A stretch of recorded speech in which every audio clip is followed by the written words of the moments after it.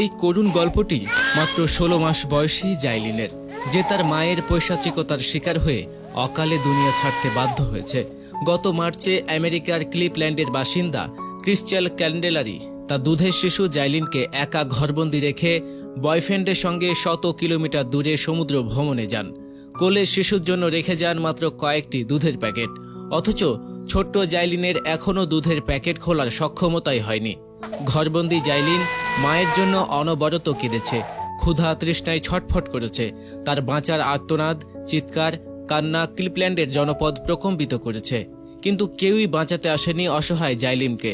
কান্না পৌঁছায়নি জাইলিনের মা ক্রিশ্চিলের কানে, কারণ সে তো 10 দিনের ছুটিতে শত কিলোমিটার দূরে বয়ফ্রেন্ডের সঙ্গে আনন্দ ফুর্তিতে ব্যস্ত। একজন প্রতিবেশী জাইলিনকে তার মা ছেড়ে যাওয়া 2 দিন পর তার চিৎকার ক্যামেরা বন্দি করেছে।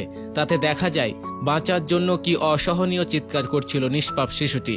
10 দিন পর যখন তার মা ফিরে আসে, ততদিনে জাইলিনের কান্না থেমে গেছে।